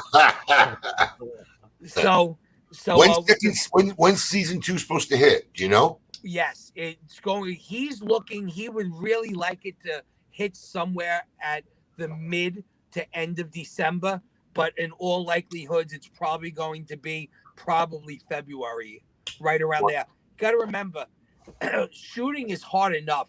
Editing and placement of music and long work. Yes, it is. And being that you guys know, you guys have that production studio where you do things and you know how it is. But me becoming very good friends with Willie DeMeo, which I got to say, he's a great guy, stand-up, loyal friend. We've become very close in the last 6 years. I'm able to be on set, even though it's not me filming, but able to watch the making of something. And it is so amazing how that you could have just one scene and you think it's over, but yet it takes 2 hours because of the camera angle. There's 3 different cameras. The camera's got to be on this guy. Then it goes to that guy. Then it goes to that guy. Then it goes to the background. Then it goes to everybody sitting there. And it's just so wild how they make that. And then after knowing that you watch that scene, seeing how it actually is edited and put together when you're watching it on TV, it's just amazing. The editing and the final productions where a lot of magic happens. Yes, it really is. It's all in the editing. I mean, also in the acting, but the editing really, and the background music and stuff. But what a cast of characters that we have for coming up with season 2. I mean, Andrew Dice Clay, Vic DiBenedetto, excuse me. We've got Leo Rossi. We got Vince from Smoke Inn. He's Willie DeMayo's cousin. I know. He's talking about Willie for years, and Vince just got somebody reached out to him about some other part. Vince maybe be going to Hollywood soon. Imagine that. How about this? I told him I'd buy my shops back when he does. I'm sorry that we're all over the place because as we're talking, things are coming up. Do you know? Oh, and Amon DeSanti. I'm so sorry, Amon, that I forgot to say your name, but Amon DeSanti, what a gentleman and one of the nicest guys that I've met. He's also, and William Forsythe, but and what a great actor he is. I was in Laugh Killer Laugh with him and he killed me. But Amon DeSanti came to Smoke Inn over at Vince's place. And because of all of us putting things on social media, some production company ended up calling Vince saying, hey, this is so-and-so Productions. I'd like to talk to you about what goes on at your cigar place. We see that a lot of celebrities end up at your place, and we'd like to know how and why they know about you, why they gravitate to your store, and why is your store the place for all these celebrities to be at. And Vinny says, okay, give me your number. I'll call you back. He tells me the story. I'm like, cuz, what'd you do? He's like, I haven't called him back yet. I'm like, what are you waiting for? I'm like, this is a story and a half, because you do have a lot of, great names of people that come into your store and hang out. And then he had a reggae band there. Literally, I want to say the reggae band was there about a month ago. And one of the celebrities that go around with this reggae band is Peter Dante from all the Adam Sandler movies. And he became really good friends with me and Vince and started coming there to hang out.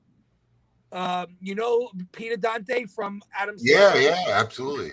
Yeah, so now he's one of the cast of characters that are frequenting, coming and hanging out at that Smoke Inn. So Vince has got a big thing on his plate now with he wants to be an actor. He's talking to Leo Rossi about going to acting school and stuff like that.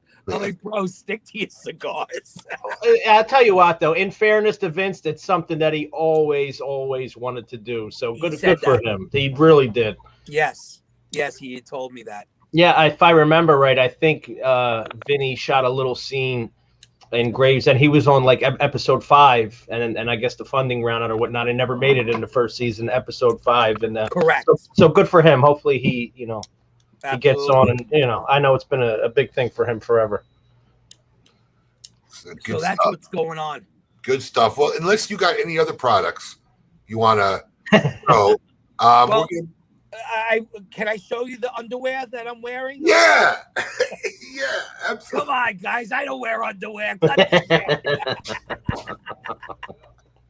All right, let's bring on our man Coop and see what's going on with the Scoop with Coop. Paul, not ready. We don't have Coop yet. Let's do as the record spins. You don't have Coop? We don't have Coop yet. Really? No. He just shamelessly plugged. He could do as the record spins. Plug something. He's got time to plug something, but he's not on. Big time Tommy t-shirts. He is not on. There you go. All right. So, are we going with this question? Or did you come up with another one, Wait, Paul? he's here now. He's here now. Too late now. We're doing as the record spins now. Here we go. Go ahead. Go with that question. Okay.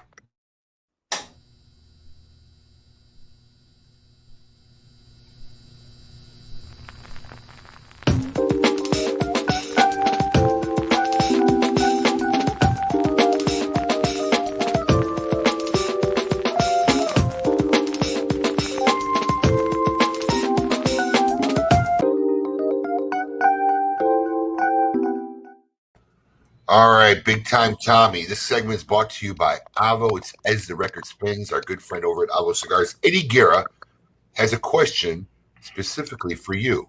Oh, boy. Eddie's question is, if you had an autobiography, what would the title of your autobiography be? Wow. You can take a second. No reason to rush into it. But, Eddie poses questions to all our guests every week. We call the segment As the Record Spins. It's sponsored by Avo Cigars. And their question to you, Tommy, is that if you had an autobiography, what would the name of your autobiography be? If you could dream it, you could achieve it. And there you go. If you could dream it, you can achieve it by Big Time Tommie. There you go. Please, I think I just lost a bet to Alex that it would be old school. Right. It's old school for life. Get it right. Life. I am very old school. Everything that I do somehow all relates back to the 80s, the best days of my life. And I still have those beliefs and the things that I do. And as a matter of fact, yesterday I pulled up in front of a pizzeria and I was waiting for the pizza to come out. Somebody went in to get it and somebody walked over to my car and they says, "Hey, I don't have a mask to go into the store. Do you know where I can get one here?" And I says, "Yeah, there's probably a 5 and dime somewhere over here in the strip plaza." And they said, "A 5 and what?" I said, "A 5 and dime." And somebody else said they haven't used that freaking saying since the 80s. Since Woolworths. Woolworths. Since Woolworths. Woolworths was the last 5 and dime I ever heard. Speaking of the 80s, Tommy, was this you in the 80s? Yes, it was. Holy cow. Hold it. No, Look at that was guy. That picture was taken. That picture was taken in 1997 in my Aunt Marie's backyard.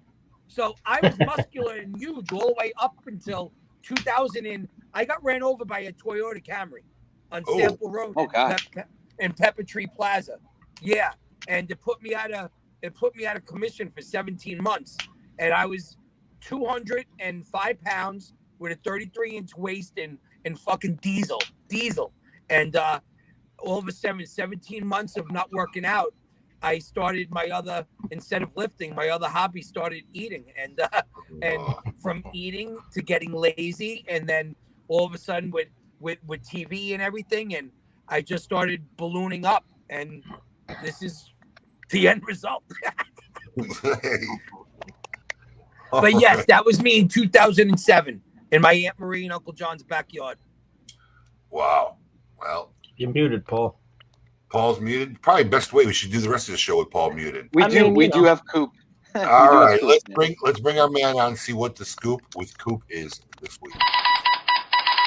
Hey, yo, what's my theme music? The Scoop with Coop. Breaking industry news. Hear it first on KMA Talk Radio and cigar-coop.com.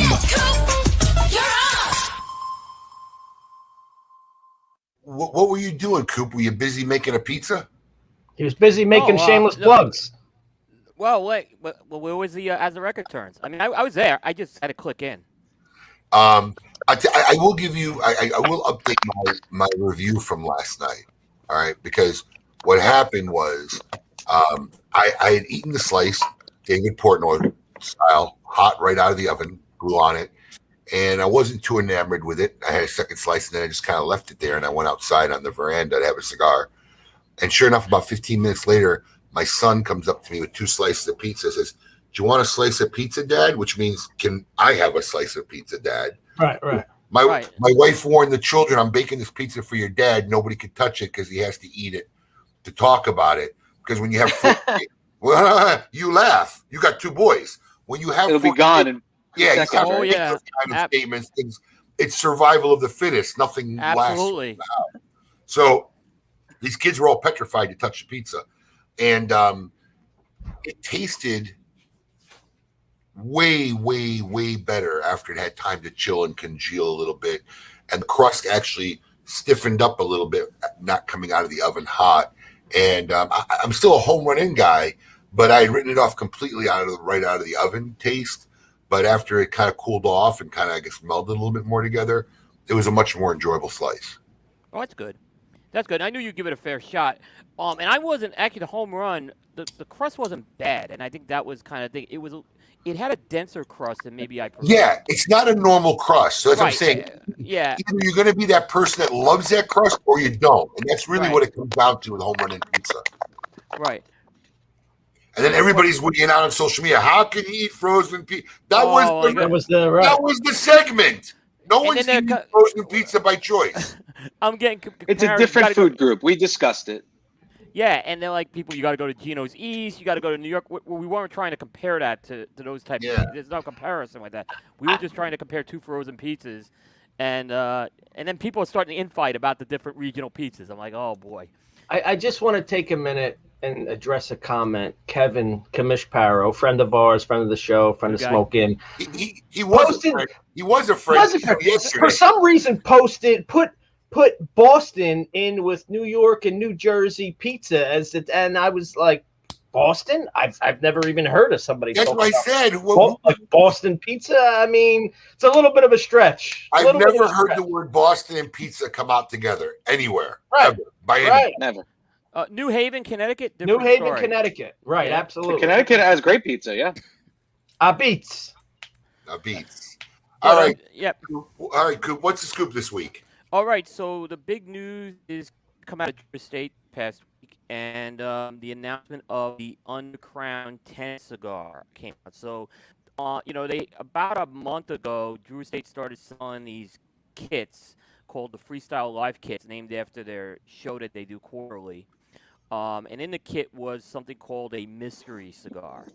And there was a lot of talk on what that mystery cigar was. And it turned out it is a new addition to the Underground line called the Underground 10. And that's actually going to be coming out like this month. You'll start seeing that roll out. So if you're looking forward to that, you'll see that soon. There's a couple of special editions as well. There is an event-only cigar that's coming out that you'll see with Pedro Gomez events. That's in the form of a Bellicoso. And then there's a Lonsdale size that's going to be called the Underground 10 Factory Floor Edition. And that's going to be packaged with the tobaccos that make up the Underground 10. So if you actually want to sample the tobaccos that go into there kind of in a Perito format, you can go ahead and do that. So if you're a Drew Estate fan, you have a lot to look forward to over the next few weeks. Yeah, very interesting. Kind of sounds a little bit like what Smoke Inn kind of does every month with their connoisseur club. Maybe. Right. Let's send a bunch of unbanded cigars to people and see what they think. Maybe. Yep. A lot of people were wondering about the big question was the wrapper on that thing. Everyone was trying to guess the wrapper. I actually did guess it. It's a San Andreas wrapper. I did guess it, but it wasn't from seeing it. I'll be honest with you. I had a feeling the way they were announcing the product announcements, I knew Underground 10 was coming, and I'm like, there's no way they're going to put another wrapper besides San Andreas on the Underground 10. So that was kind of like my logic on there. All right. What else you got going on, Coop? The other big news out of Drew Estate is they are doing a refresh of the Nica Rustica brand. So there's all new packaging coming out for that. The blend is going to remain the same, but Drew Estate introduced Nica Rustica about 6 years ago. It's kind of been one of the forgotten brands. It's kind of got overshadowed by everything else, and it's more the value price cigar. It's in that like $6 to $8 range. So they've kind of refreshed the packaging. They got rid of those paper bundles, which I personally hated, and put them into some nice boxes. Again, the price points of those are going to be very reasonable, starting at $5.70, actually from $5, to $6.40 a cigar. So I even had the pricing a little off there. So you'll be able to see that, and those should start hitting the stores in July. All right. Is it me? Is he coming in a little choppy, Paul? A little bit. He's a little choppy. Just the end of his was a little choppy. I heard him. I heard everything he said except for the price, $6.40. It's going to range from $5.76 to a little under $7. Okay. And what else you got, Coop? The other news that you'll see coming out this week is, well, we won't talk about that. Oh, we won't talk about that. No, you don't want to talk about a bunch of stuff in Cuba. So, this was a big week if you're a Cuban cigar fan. All the new Cuban cigars came out. So those kind of announced at a virtual festival in Habanos. So I'll just mention that as a footnote. If you could go read that stuff on Coop if you're that interested in that. JRE Tobacco, Christian Rowe's brother Justo and his father's company, they have announced 2 new sizes to the Aladino Vintage Reserve line, which is their Habano-based offering, and that's going to be in the form of a 6x50 Toro. And if people are really excited, there's going to be a 7x38 Lancero coming out in that size. So those nice. Yeah, those will start rolling out. Officially, they'll launch at the trade show at PCA in July, but there's going to be a soft launch to some retailers beforehand. Anything else you got going on? Yep. Oh, sorry. Yes, Paul? I was just saying, one of their cigars, one of the Aladinos, was in your top 5 last year, right, Coop? Yeah. As well as the Asylum. I know you're talking to Tom. The Asylum 7, the Asylum 13-7 anniversary cigar. One of the best 70 ring gauges that's come out. Asylum knows what they're doing with those big ring gauges. What else you got going, Coop? One more story. This is going to be more significant. Rocky Patel celebrated his 60th birthday, so he's got to have a 60th birthday cigar. That's going to debut at the PCA trade show. From what I'm hearing, it's sounding like this is going to be an exclusive cigar for those who attend the show, at least to start out with. If you're interested in the blend, it's a Mexican San Andreas over Nicaraguan binder and filler in 4-box press sizes. Half Corona, Robusto, Toro, and 6x60. The goat and I got to try that cigar. Yes, we did. At Rocky's birthday. It was actually a very enjoyable cigar. Yeah, it was a good cigar. I'm not sure what the price point is going to be on it, but it was enjoyable. Definitely the most extravagant birthday party I've ever been to. Yes. And the most extravagant house I've ever been and to. the most extravagant. I would believe that. Yeah, it was incredible. Yeah. I mean, over the top. I like that. I like the 50th. So this is going to be getting to here. Yeah. Is there any notes on what that price point on that cigar is going to be? Usually his birthday cigars are pretty pricey. Yeah, I don't have it here on me. Yeah. Okay. And this week they started opening up registration for the PCA. Yeah, they actually did it last week. It started. Well, the last week, okay. But yeah, just last week they opened up the registration for the PCA. Yeah, it's coming. And this is not going to be a participation trophy. This is a legitimate bet and a well-deserved win. I'm waiting for Master Sensei. Master Sensei. He'll be signing a bill. It's too early for him. Actually, wait a second. I keep posters to remind me of who loses bets to me. I owe you a bill. Who? I owe you a bill. You owe me a bill? I forgot about this guy. I need to post it. Oh yeah. Thor owes you money. That's right. I saw that he lost a bet with you. Alex, you lost a sucker bet. It was a quick on the whim. It was. Literally, I told him, don't do it. I just called the guy. Don't bet me. I don't know. I'll take that bet. I'm like, all right.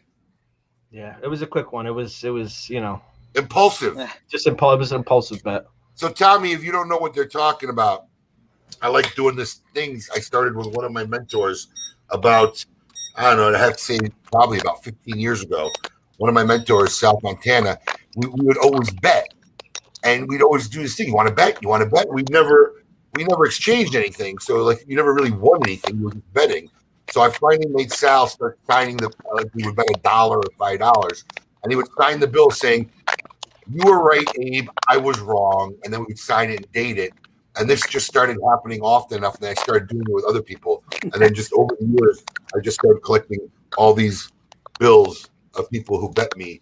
And they have to sign the bill. I was right. You were wrong. Oh, wow. Yeah.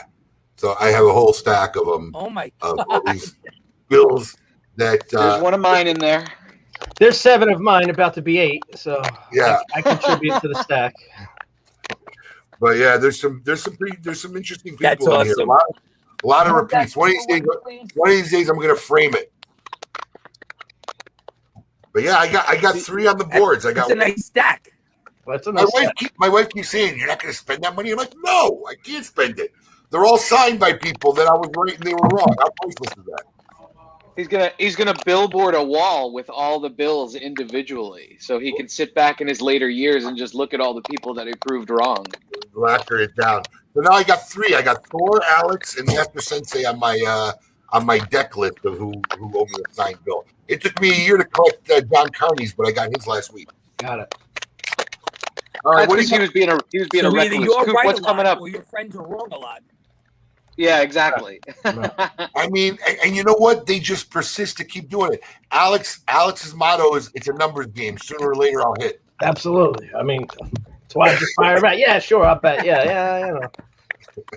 The 42-1 odds hit eventually. Coop, what can we expect on cigar-coop.com this week? You got a big guest coming on this week, actually. Yeah, on Thursday we actually we have Armand DeSante coming on our show on Thursday night. So prime time you'll see, and actually we also are doing a Tuesday night show. Nick Perdomo is going to be on, so it's a pretty big week for us. Is the Armand DeSante show going to be live? Yes. Awesome. It'll be on the Cigar Coop Facebook page. Yep. We had the pleasure of having him in studio a few years ago. It was a great interview, and cigar advocate to boot. Yeah, I actually got to know him Yes. over the last couple of months, and I think Tommy was saying he is a very down-to-earth guy, very easy guy to talk to. So there was a written piece I did a few weeks ago, and now he's actually embraced the new media piece, and he's agreed to come on the show. He's working with those virtual cons folks that Federico Castelluccio is working with. So when we had Federico on, he mentioned. Yeah, so Armand's really embracing a lot of the technology stuff that they're doing there, and I think that helped obviously to be able to get him as a guest for our podcast, which was good. Yeah. All right. Well, if you were looking for that sound, it wasn't me. No, I know where it is. I was just the beeping. I muted you too. It might be Tommy, but we have to go to our next segment because we have both Coop and Alex here. So it is time for KMA's Tale of the Tape.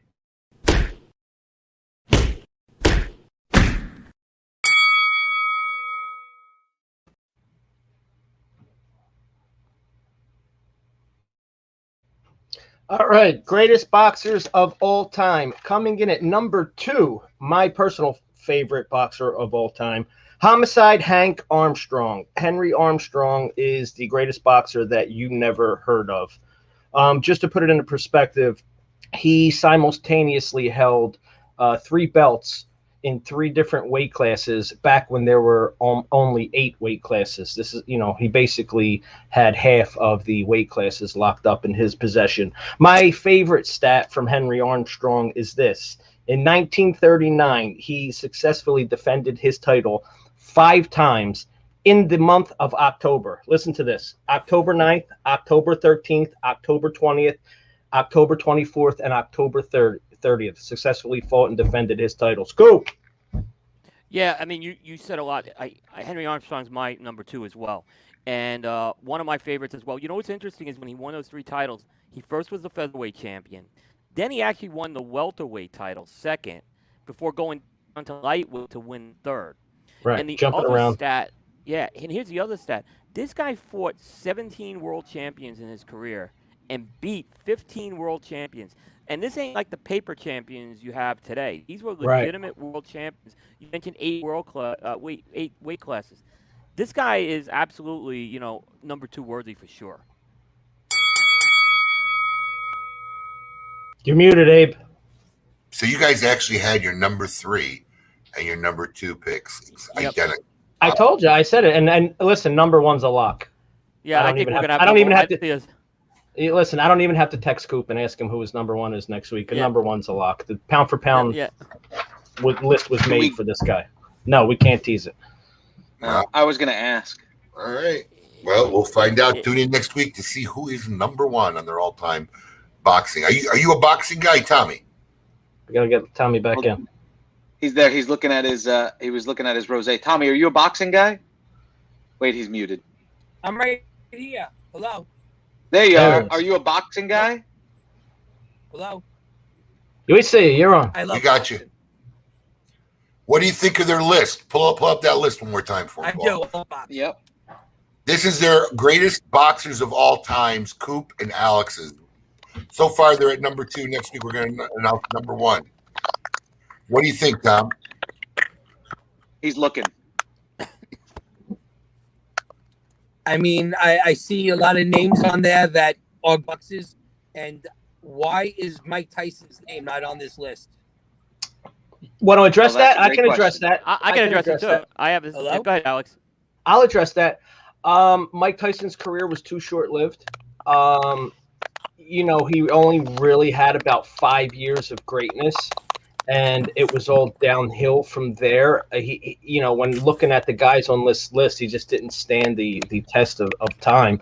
And for as dominant as he was, it's hard to put him on this list with some of these guys.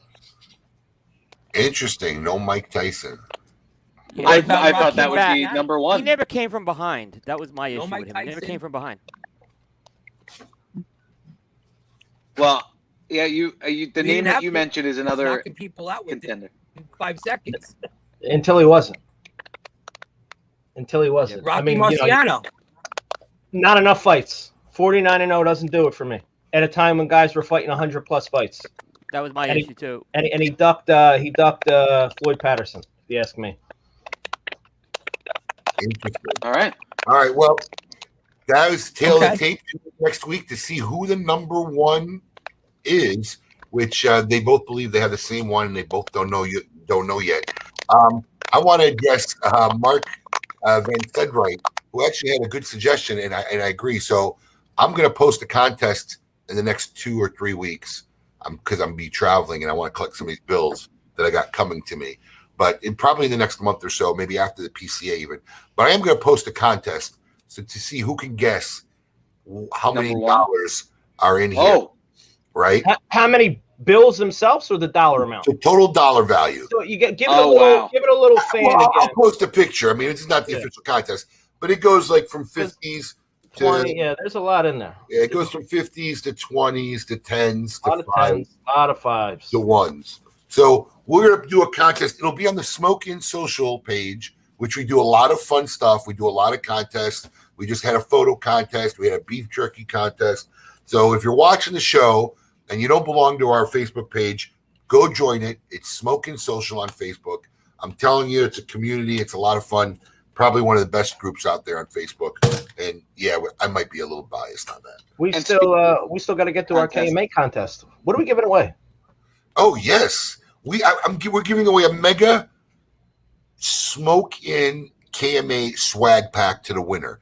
So we had a caption contest. Do we have a picture of the dress so Tommy can see it? yes. There's Yes, no we do. better. There's no. Look at this. This is our producer Paul in a dress. We caught this.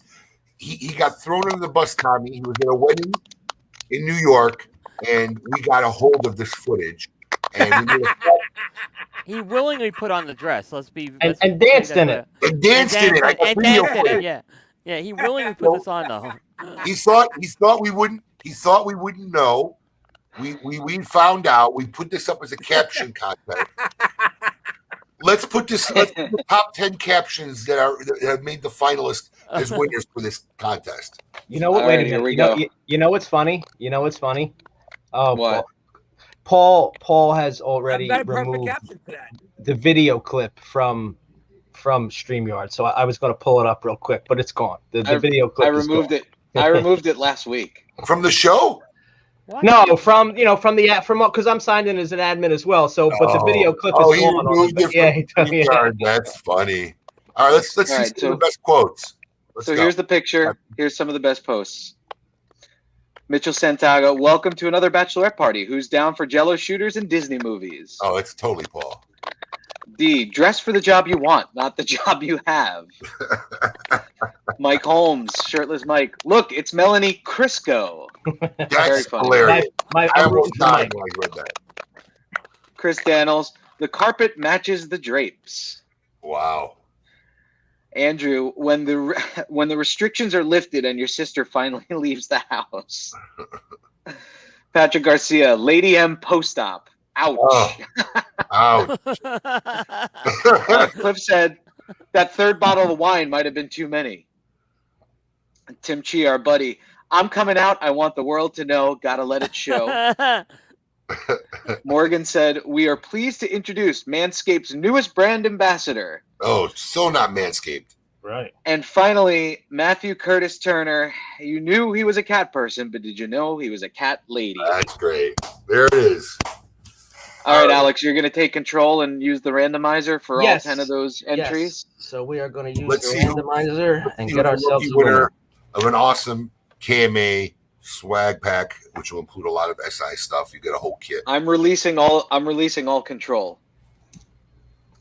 Here we go. All right. So you see my screen? Are we good to go? We're good to go. Yep, we're good to go. We All see right. everybody on there. Let's click her up. Let's let her That's ride. everybody's name on there. Oh boy. Cliff Lingle. Congratulations, Cliff. Which was Cliff's quote? Quote up, Paul? I'll put Cliff's quote up. Hold on, it's hard to see them when they're in here. Read it. No. I gotta find it. It's so hard to see them. There it is. Best producer we can afford. There you go. Congratulations, Cliff. You have won yourself a KMA Smoke Inn swag pack. We'll get that out to you probably next week, my friend. And now, before we leave, in the tradition of every closing of KMA Talk Radio, it's time to see this week who belongs in a cigar insane asylum. Welcome to the Cigar Asylum, Did you know I'm utterly insane? We all go a little mad sometimes. where logic and reason cease to exist.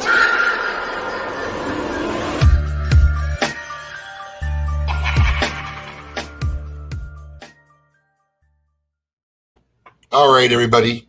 This week's inductee decided to take matters in his own hands. New Zealander Jeff Upson, or Jeff, could be Jeff Upson, a handyman and a newfound road safety advocate, had spent quite some bucks on purchasing spray paint to point out dangerous potholes in his neighborhood. It annually costs him $400 in spray paint, but he says it's worth it. Upson has been very concerned with Auckland's transport failure to renovate and repair risky potholes that he's reported. So he's found one attention-grabbing way to get immediate responses on the issue. He paints penises on them.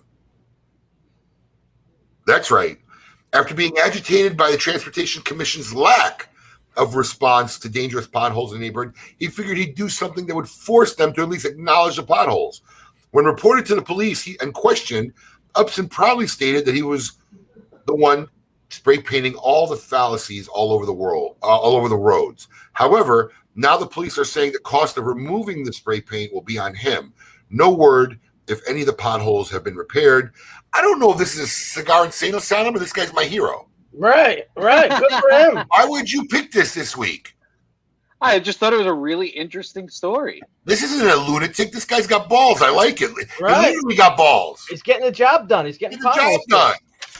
This ain't a cigar insane asylum, Paul. Terrible choice. I should have. You want to see a picture? Do you want to see a picture of one of his artwork? Pull it up. Oh, nice. Pretty simple. Apparently, they are everywhere because the roads there are in super disarray. Good on him. Good on him. 7 by 70.